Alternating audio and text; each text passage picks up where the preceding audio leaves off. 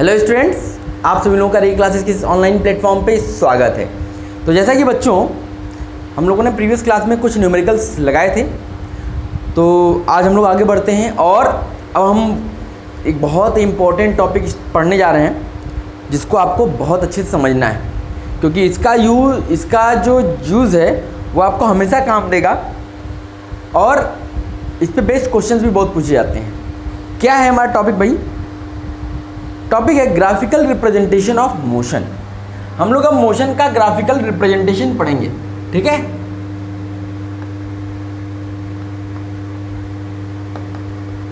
Graphical representation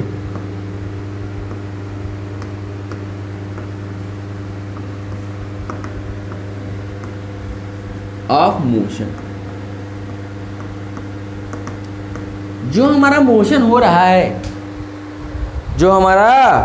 रहा है उसको अगर हमें ग्राफिकली रिप्रेजेंट करना हो तो हम कैसे रिप्रेजेंट करेंगे? अब हाँ, आज हम इसी के बारे में डिस्कशन करेंगे।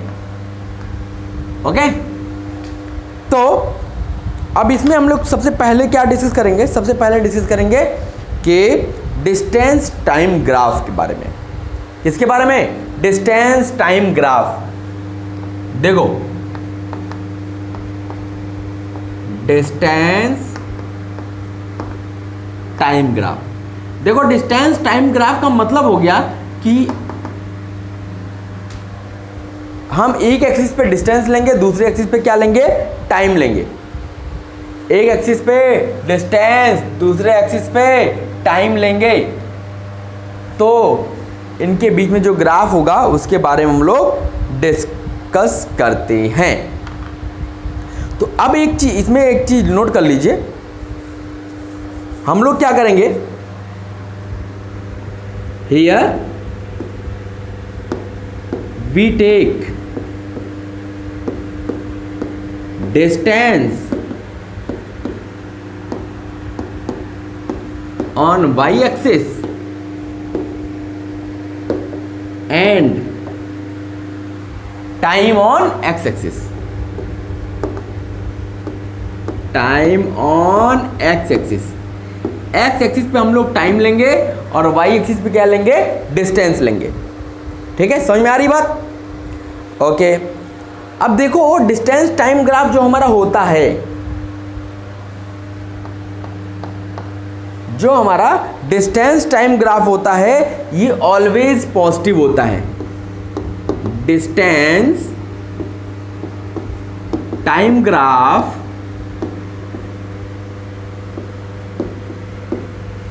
Is always positive.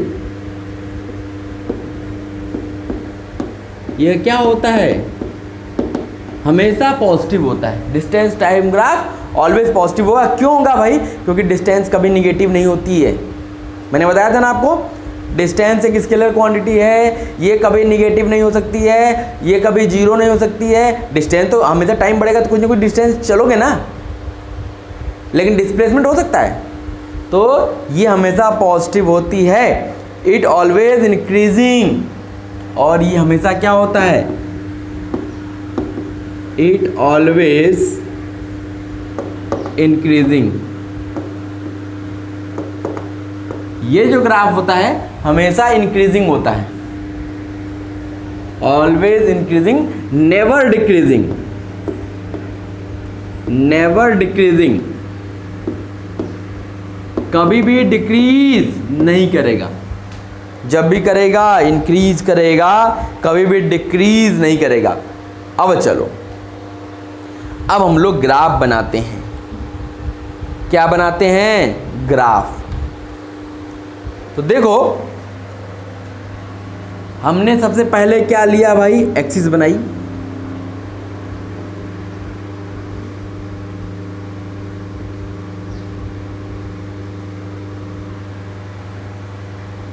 एक हो गई हमारी एक्स एक्सिस, ये हमारी एक्स एक्सिस हो गई, ये हमारी वाई एक्सिस हो गई। और हमने कहा कि एक्स एक्सिस पे हमें ये हमारा ओरिजिन हो गया। ओरिजिन का मतलब समझते हो? 0 0। अब इस पे हमने क्या लिया है भाई? इस पे हमने लिया टाइम, इसको टी से डिनोट करेंगे। और इसको हम लोग क्या करेंगे? डिस्टेंस को हम लोग यस से डिनोट कर देते हैं, मान लिया ऐसे डिस्टेंस एस, क्योंकि हम लोग फॉर्मूले में पढ़ते थे ना s equal to u t plus half a d square, ऐसे हम लोग पढ़ते थे। तो अब देखो अगर कोई बॉडी, अब देखो हम ग्राफ किसका बनाने वाले हैं, a body which is at rest, which is at rest, हम ऐसे बॉडी का ग्राफ बनाने वाले हैं जो रेस्ट पे है। रेस्ट पे है इसका मतलब उसकी वेलोसिटी तो जीरो हो गई, वेलोसिटी जीरो हो रही, तो आप टाइम बढ़ाते जाओगे तो डिस्टेंस तो उसका बढ़ेगा नहीं क्योंकि वेलोसिटी है ही नहीं। तो इसका मतलब जो हमारा एस है ये क्या होगा, कांस्टेंट होगा, होगा कि नहीं? समझो बात को, जैसे आप अभी यहां खड़े हो, टाइम बढ़ता जा रहा है तो आप यहीं रहोगे ना, जब तक आप चलना नहीं शुरू करते हो आपकी वेलोसिटी नहीं होगी तब तक आपकी पोजीशन चेंज होगी नहीं। तो इसका मतलब है कि अब यहाँ पे वेलोसिटी नहीं चेंज हो रही है, यस हमारा कांस्टेंट रहेगा।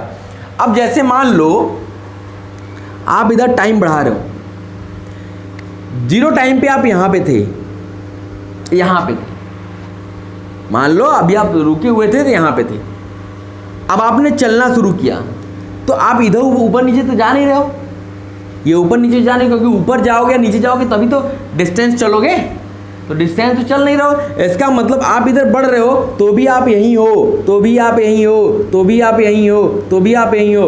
तो ये हमारा आता है ग्राफ, ये हमारा क्या बताता है, ये हमारा ग्राफ आ गया और ये हमेशा क्या है, कांस्टेंट है। आप बढ़ रहे हो लेकिन डिस्टेंस नहीं बढ़ रहा है, डिस्टेंस तो वाई एक्सिस में बढ़ेगा ना। तो ये हमारा ग्राफ है, किसके लिए, जब बॉडी हमारी रेस्ट पे है, जब बॉडी हमारी रेस्ट पे है तब के लिए ग्राफ है कि हमारा ये कांस्टेंट आएगा और एक स्ट्रेट लाइन आएगा। सबसे पहली चीज एक तो ये स्ट्रेट लाइन आएगा और हमेशा कांस्टेंट आएगा।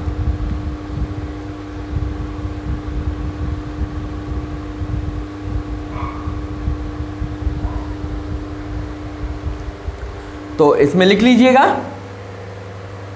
डिस्टेंस टाइम ग्राफ, लिख ही देता हूं नहीं आप लोग कहोगे, distance time graph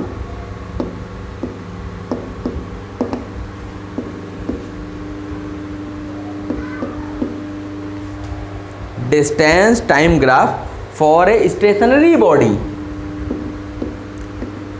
for a stationary, stationary का मतलब समझते हो, वो बुक वाली स्टेशनरी शॉप नहीं, स्टेशनरी मतलब रुकी हुई, रेस्ट पे जो ऑब्जेक्ट है। Distance time graph for a stationary object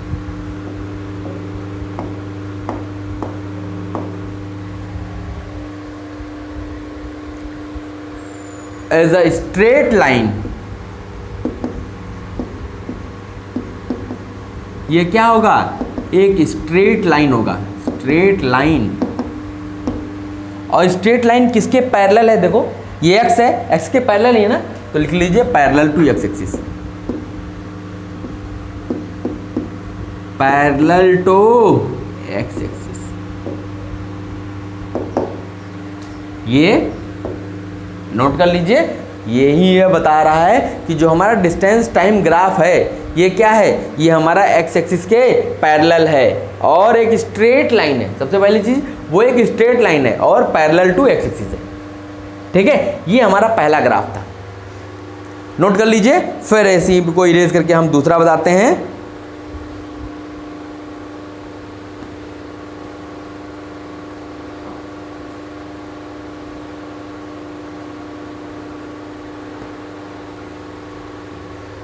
हो गया बच्चों, इसको इरेज कर दिया जाए। मैं यहीं पे दूसरा बताऊंगा, इसको मिटा देता हूं, इसको मिटा देता हूं और इसको भी मिटा देता हूं। चल अब देखो, अब हम दूसरा जो ग्राफ बनाने जा रहे हैं वो है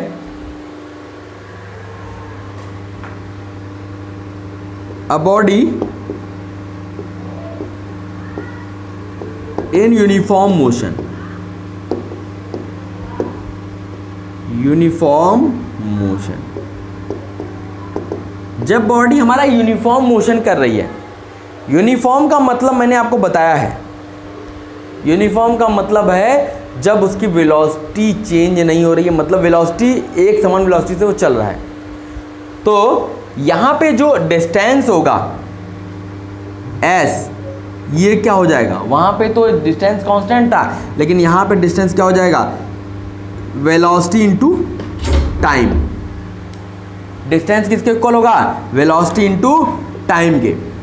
अब जब वो यूनिफॉर्म मोशन कर रहा है तो उसका ग्राफ कैसा होगा भाई, यूनिफॉर्म का मतलब हो गया v इंटू, जो v है वो हमेशा कांस्टेंट आएगा। तो अब उसका ग्राफ देखो ऐसा जाएगा,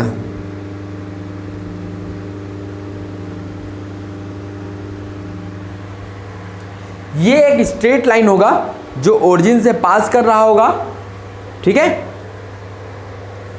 तो ये हमारा क्या बन गया, ये हमारा एसटी ग्राफ आ गया।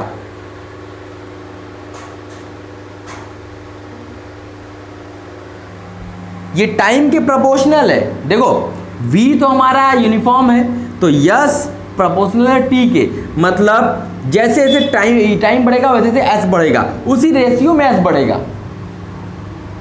समझ रहे हो, जिस रेशियो में टाइम बढ़ेगा उसी रेशियो में s बढ़ेगा।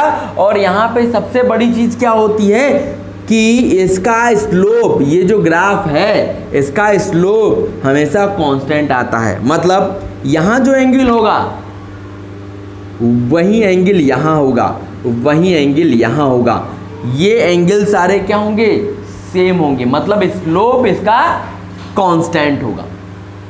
इस ग्राफ का ये मतलब है, ठीक है। तो लिखिएगा इसमें distance time graph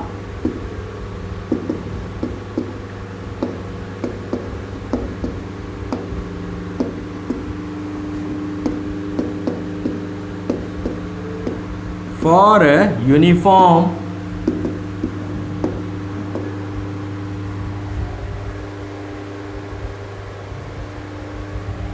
motion of a body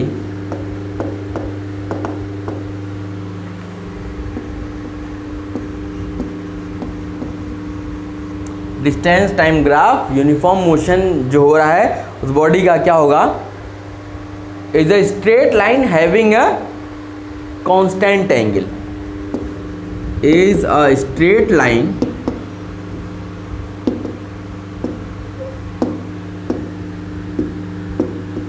having a constant angle बोलो या स्लोप बोलो, constant angle with time axis. Time axis से जो इसका एंगल होगा वो क्या होगा, कांस्टेंट होगा, और एक कांस्टेंट स्लोप।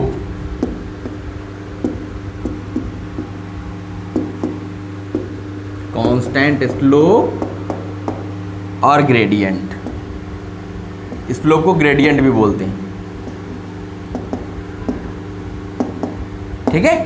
तो ये जो डिस्टेंस टाइम ग्राफ हमारा यूनिफॉर्म मोशन के लिए आया भाई, वो क्या है, वो एक स्ट्रेट लाइन है, ये भी तो एक स्ट्रेट लाइन ही है, बस डिफरेंस ये है कि वहाँ पे हमारा जो s था कांस्टेंट था, लेकिन यहाँ पे s यूनिफॉर्मली इंक्रीज कर रहा है विद इंक्रीज इन टाइम। जैसे जैसे टाइम बढ़ रहा है वैसे वैसे आपका ये डिस्टेंस भी बढ़ता जा रहा है, और उसी रेट में बढ़ रहा है, क्यों, क्योंकि इसका स्लोप कांस्टेंट है, मतलब एंगल जो बना रहा है ग्राफ टाइम एक्सिस के साथ वो हमेशा कांस्टेंट है। तो ये हमारा क्या होगा, ये हमारा यूनिफॉर्म मोशन के लिए ग्राफ होगा, ठीक है। तो इसको नोट कर लीजिए बच्चों, फिर हम तीसरे ग्राफ की तरफ चलते हैं।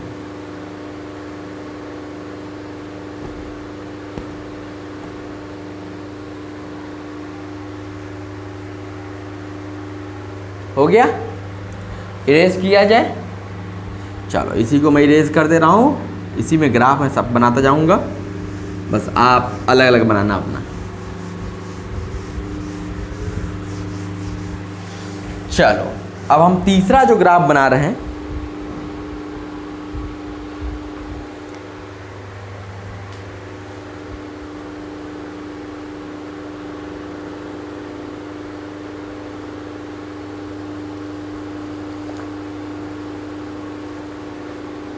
अब अभी तक हमने दोनों जो बताया ये यूनिफॉर्म मोशन के लिए थे। अभी तक दोनों जो केस बताया, एक तो बताया जब हमारा s कांस्टेंट था, उस टाइम में वेलोसिटी 0 थी, वो भी यूनिफॉर्म के अंदर ही आएगा। और जो अभी बताया कि जिसमें हमारा डिस्टेंस टाइम के रिस्पेक्ट में बढ़ रहा है और उसमें वेलोसिटी यूनिफॉर्म है, तो भी हमारा यूनिफॉर्म मोशन आया। अब जब हम बात कर रहे हैं तीसरे केस की, तीसरे और चौथे केस की, ये हमारा नॉन यूनिफॉर्म मोशन है। नॉन यूनिफॉर्म मोशन है कि मतलब यहाँ पे अब वेलोसिटी या तो इंक्रीज करेगी, वेलोसिटी या तो एक्सेलरेट करेगी या डिक्रीज करेगी। इसका मतलब अब हमारा ऑब्जेक्ट या तो स्पीड अप होगा या स्पीड डाउन होगा। समझ रहे हो? मतलब अब वेलोसिटी टाइम के साथ बढ़ेगी या वेलोसिटी टाइम के साथ घटेगी। अब जो ग्राफ हमारा होगा वो हमारा कैसा होगा, हम ये देखते हैं। वो हमारा केस क्या होगा, नॉन यूनिफॉर्म मोशन के लिए। तो डिस्टेंस टाइम ग्राफ ये दो ठो था यूनिफॉर्म मोशन के लिए, अब ये दो जो है नॉन यूनिफॉर्म मोशन के लिए है। तो अब क्या है, when the speed of the body increases with passage of time, when the speed of object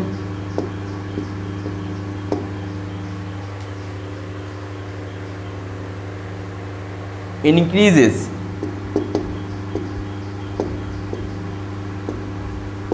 with passage of time, passage of time। जैसे जैसे टाइम बढ़ रहा है तो यहाँ पे क्या हो रहा है कि उसका जो स्पीड है वो बढ़ रहा है। तो अब इसका ग्राफ कैसा बनेगा, देखो जब ये टाइम के साथ साथ बढ़ रहा होता है तो इसका ग्राफ हमारा होता है कि जैसे देखो पहले मान लो 0 पे था तो 0 वेलोसिटी थी, अब वेलोसिटी बढ़नी शुरू हुई। तो अब वेलोसिटी बढ़नी शुरू हुई तो पहले डिस्टेंस थोड़ा जाएगा, फिर और टाइम बढ़ा तो टाइम बढ़ते बढ़ते बढ़ते बढ़ते उसका डिस्टेंस भी बढ़ता जा रहा है, बढ़ता जा रहा है, बढ़ता जा रहा है, बढ़ता जा रहा है।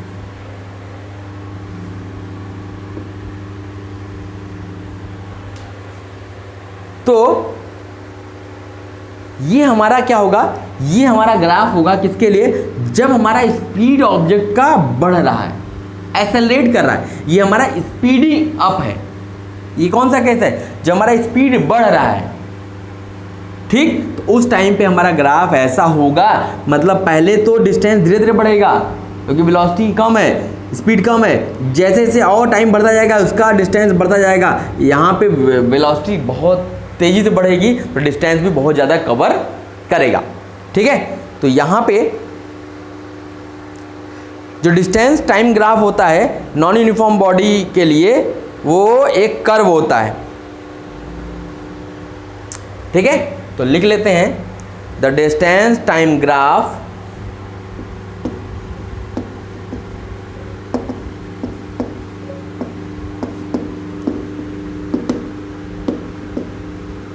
the distance time graph for a non-uniform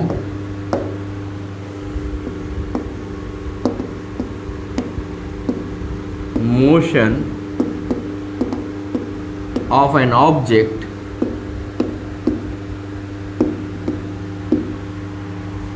non uniform मतलब स्पीडिंग अप। अभी मान लेते हैं कि स्पीड अप हो रहा है। Non uniform of an object is a curve, ये हमारा एक कर्व मिलता है। क्या मिलता है, एक कर्व मिलता है having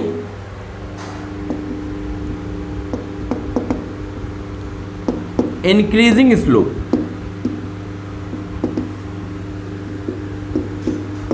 अब इसका मतलब समझो, इस इंक्रीजिंग स्लोप का मतलब समझो कि यहाँ पे जो है वो ग्राफ एक्सिस के साथ कुछ एंगल बना रहा है, ये कम होगा, यहाँ पे जो एंगल बनाएगा वो ज़्यादा होगा, यहाँ पे जो एंगल बनाएगा वो और ज़्यादा होगा, यहाँ पे जो एंगल बनाएगा और ज़्यादा होगा। देखो एंगल बढ़ता जा रहा है ना, ये टाइम एक्सिस के साथ जो एंगल बन रहा है वो बढ़ता जा रहा है, तो इसका जो स्लोप है वो इंक्रीज कर रहा है।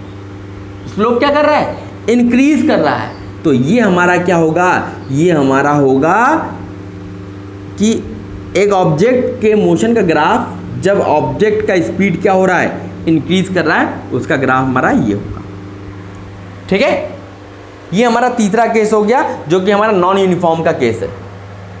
किसका केस है? नॉन यूनिफॉर्म मोशन का केस है। तो यहां पे अगर देखोगे तो ये जो डिस्टेंस हम लोग निकालते हैं वो कैसे निकालते हैं? S is equal to u t plus half AT square, यही पढ़ते हैं। तो यहां पे देखो S जो है T स्क्वायर पे डिपेंड करता है, तो इसका मतलब T बढ़ेगा तो S तो बढ़ेगा ही ना। T बढ़ेगा तो उसका T स्क्वायर और ज़्यादा होगा, और ज़्यादा होगा तो S क्या होगा? और बढ़ेगा। और यहाँ पे एक्सेलरेशन हो रहा है, एक्सेलरेट कर रही है गाड़ी, इसका मतलब ये सब पॉजिटिव ही आएंगे, तो ये हमारा डिस्टेंस और बढ़ेगा। ठीक है, तो ये हमको याद रखना है। अब चलो इसका लास्ट केस, चौथा केस हमारा क्या कहता है? इसको इरेज कर रहा हूं, इसको आप लोग लिख लेना बेटा। When object speed of object decreases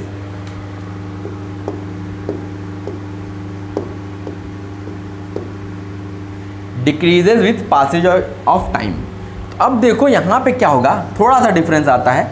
अब यहाँ पे जो हमारा ग्राफ होगा, अब वेलोसिटी डिक्रीज कर रही है, स्पीड उसकी डिक्रीज कर रही है। डिक्रीज कर रही है इसका मतलब पहले ग्राफ ऊपर रहेगा, मतलब देखो पहले क्या था, धीरे धीरे स्पीड बढ़ रही थी, इसका डिस्टेंस बढ़ रहा था। अब क्या होगा?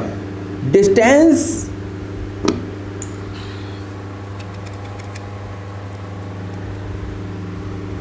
अब डिस्टेंस जैसे ऐसे क्या होगा, अब धीरे धीरे इसका डिस्टेंस क्या हो जाएगा? घटना शुरू होगा। क्यों? क्योंकि वेलोसिटी अब उसकी धीरे धीरे क्या हो रही है? डिक्रीज हो रही है। तो यहाँ पे जो डिफरेंस आता है ये क्या होता है कि जो यहाँ पे स्लोप था, अब अगर आप यहाँ पे स्लोप देखोगे तो यहाँ पे जो एंगल होगा वो ज़्यादा होगा। यहाँ पे एंगल पॉजिटिव एक्सिस से दिखाया जाता है, तो ये एंगल ज़्यादा होगा। अब ये एंगल देखो कम होता जाएगा, कम होता जाएगा, कम होता जाएगा, कम होता जाएगा। तो ये स्लोप क्या हो रहा है? डिक्रीज हो रहा है कि नहीं? तो ये स्लोप डिक्रीज कर रहा है। तो यहाँ पे the distance time graph for a non uniform motion of an object speed down. मतलब जब ऑब्जेक्ट स्पीड डाउन कर रहा है तो ये भी एक कर्व होगा विथ डिक्रीजिंग स्लोप। इसका स्लोप क्या है भाई? डिक्रीज कर रहा है। क्या है? Decreasing slope. तो ये 4 टाइप के ग्राफ हमने बताए आपको। कौन कौन से बताए? कि जब हमारा ऑब्जेक्ट, एक तो हमारा डिस्टेंस कांस्टेंट रहेगा, मतलब वेलोसिटी 0 है। दूसरे केस में हमने वेलोसिटी को यूनिफॉर्म लिया। तीसरे केस में हमने वेलोसिटी को इंक्रीजिंग लिया। चौथे केस में वेलोसिटी को डिक्रीजिंग लिया। तो हमारे 4 टाइप के ग्राफ बने किसके लिए? डिस्टेंस टाइम ग्राफ के लिए। ठीक है, एक बार मैं इसको आपको चारों को समराइज करता हूँ, इसको आप नोट कर लो, फिर मैं चारों को एक बार और समराइज कर देता हूँ, तो चीज़ें आपको क्लियर रहेंगी।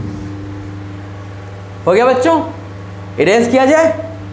ग्राफ बहुत अच्छे से समझना बच्चों, क्योंकि ग्राफ से बहुत सारे क्वेश्चंस पूछे जाते हैं और ग्राफ आपको आता रहेगा तो बहुत कुछ इजी हो जाएगा।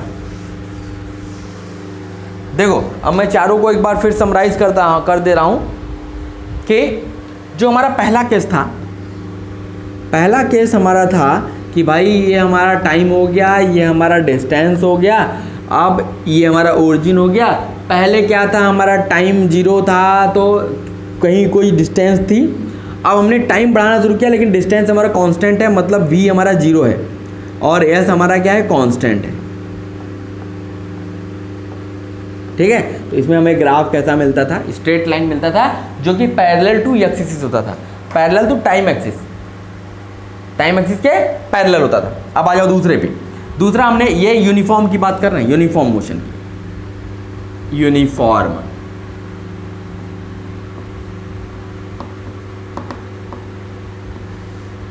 ये यूनिफॉर्म मोशन की बात करें, यहां पे देखो यूनिफॉर्म मोशन हो रहा है। अब दूसरा केस क्या था, दूसरा केस था हमारा कि हमने इधर लिया टाइम, इधर लिया डिस्टेंस, ये हो गया ओरिजिन। अब यहाँ पे जो हमारा v है ये क्या है, यूनिफॉर्म है।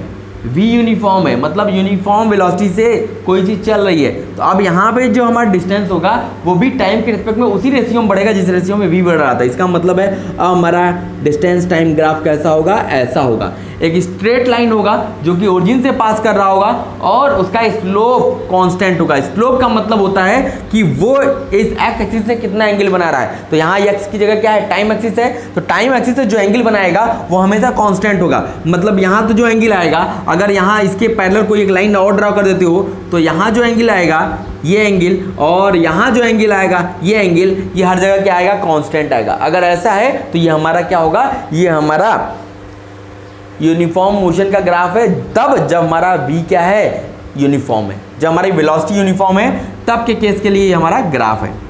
ठीक है, ये दूसरा केस था हमारा। फिर तीसरा केस अब हम बात करेंगे नॉन यूनिफॉर्म मोशन की। अब हमारा क्या था, नॉन यूनिफॉर्म मोशन। अब नॉन यूनिफॉर्म मोशन की जब हम बात करेंगे तो वहां पे या तो एक्सेलरेट करेगा ऑब्जेक्ट या तो डिक्रीज करेगा स्पीड। तो यहां पे दो केस हमने पढ़े कि एक तो हमने देखा कि हमारा टाइम एक्सिस, ये हमारा डिस्टेंस हो गया। अब हमने क्या किया, v को यहां पे इंक्रीज करना शुरू किया। जब v इंक्रीज करेगा तो आपका डिस्टेंस भी इंक्रीज करेगा टाइम के रिस्पेक्ट में। तो अब यहां पे इसका ग्राफ जो होगा वो कैसा ग्राफ होगा, वो ऐसा ग्राफ होगा। अब यहाँ पे क्या चीज़ डिफरेंस आई कि इसमें डिफरेंस ये है, यहाँ तो v कांस्टेंट था इसलिए हमें कांस्टेंट स्लोप का स्ट्रेट लाइन मिल रहा था। लेकिन अब हमारा v क्या है, इंक्रीज कर रहा है। जब v इंक्रीज कर रहा है इसका मतलब इसका स्लोप भी क्या होगा, इंक्रीज करेगा। तो यहाँ पे इसका स्लोप, यहाँ पे ये एंगल क्या है, कम है। यहाँ पे एंगल क्या है, ज़्यादा है। यहाँ पे एंगल क्या है, और ज़्यादा है। तो जैसे जैसे ये ग्राफ बढ़ रहा है वैसे वैसे उसका स्लोप भी बढ़ रहा है। टाइम के रिस्पेक्ट में, टाइम एक्सिस के साथ उसका जो एंगल है वो भी इंक्रीज कर रहा है। जब ऐसा केस आता है तो हमारा क्या होता है, नॉन यूनिफॉर्म मोशन का केस होता है। इसमें वेलोसिटी इंक्रीज कर रही है तो हमारा ग्राफ भी इंक्रीज कर रहा है और ये कर्व होता है। अभी तक दोनों केस में हमने स्ट्रेट लाइन पढ़े थे, लेकिन अब ये हमारा तीसरा केस क्या होगा, कर्व्ड ग्राफ होगा। ठीक, तो ये हमारा तीसरा केस हो गया। अब हमारा लास्ट केस जो था इसमें क्या था कि जब हमारा वेलोसिटी जो है डिक्रीज कर रही है ऑब्जेक्ट का। तो चौथा जो केस था ये हमारा टाइम एक्सिस हो गया, ये हमारा डिस्टेंस एक्सिस हो गया, और यहाँ पे v क्या है, डिक्रीज कर रहा है। v डिक्रीज कर रहा है। तो अब बस डिफरेंस ये आएगा कि यहाँ पे जो स्लोप है ये इंक्रीज कर रहा था, क्योंकि यहाँ पे जब v डिक्रीज करेगा तो जैसे जैसे टाइम बढ़ेगा उसका वेलोसिटी डिक्रीज होने की वजह से उसका डिस्टेंस भी डिक्रीज होता जाएगा। तो यहाँ पे जो स्लोप इंक्रीज कर रहा था अब यहाँ पे स्लोप डिक्रीज करेगा। इसका मतलब पहले स्लोप ज़्यादा होगा, जैसे जैसे आगे टाइम बढ़ेगा उसका स्लोप कम होता जाएगा। तो ऐसे बनाओगे तो स्लोप बढ़ेगा, इसका ऐसे बना दो तो स्लोप घट जाएगा। तो हमारा ग्राफ कैसा हो जाएगा, ऐसा। अब यहाँ पे अगर देखा जाए तो यहाँ पे एंगल ज़्यादा है, फिर यहाँ एंगल और कम हुआ, यहाँ और कम हुआ, यहाँ तो और कम हो गया। तो ऐसे क्या होगा, वो हमारा ग्राफ एक तो पहली बात कर्व्ड मिलेगा। जब कर्व मिलेगा तो उसमें जो उसका स्लोप होगा वो क्या होगा, डिक्रीज करेगा। ठीक है, तो ये समझ गए आप, ये चार ग्राफ है। ये समझ गए तो फिर इसके बाद आगे सारे ग्राफ आप समझ जाओगे। इसी को समझना जरूरी है, इसलिए मैं आराम से बताया हूँ आपको। डिस्टेंस टाइम ग्राफ अगर आप समझ गए हो तो बाकी जो डिस्प्लेसमेंट टाइम ग्राफ है, वेलोसिटी टाइम ग्राफ है, एक्सेलरेशन टाइम ग्राफ है, सब कुछ आसानी से समझ जाओगे। तो अभी आज मैं इसको बहुत ही आराम से, बहुत रिलैक्स मोड में आपको बताया हूँ ताकि आप इसको आसानी के साथ समझ सको, क्योंकि ये समझना बहुत ज़रूरी है। ये समझोगे तो आगे जो हम लोग 11th क्लास में जब जाओगे, काइनेमेटिक्स पढ़ोगे, तो वहाँ पे सब ग्राफिकल रिप्रेजेंटेशन ज़्यादा हम लोग को देखने को मिलेगा। तो वहाँ आपको बहुत ईजी हो जाएगा। ठीक है, तो बच्चों इसको नोट कर लीजिएगा सब लोग। ये यूनिफॉर्म मोशन के लिए है, ये नॉन यूनिफॉर्म मोशन के लिए। ठीक है, तो आज की क्लास के लिए बस इतना ही बच्चों। फिर अगली क्लास में हम लोग मिलते हैं तो इसके आगे का ग्राफ, जैसे डिस्प्लेसमेंट टाइम ग्राफ पढ़ेंगे, फिर स्पीड टाइम ग्राफ पढ़ेंगे, फिर वेलोसिटी टाइम ग्राफ पढ़ेंगे, फिर एक्सेलरेशन टाइम ग्राफ पढ़ेंगे। अभी ढेर सारे ग्राफ पढ़ेंगे हम लोग, ठीक है। Okay, thank you.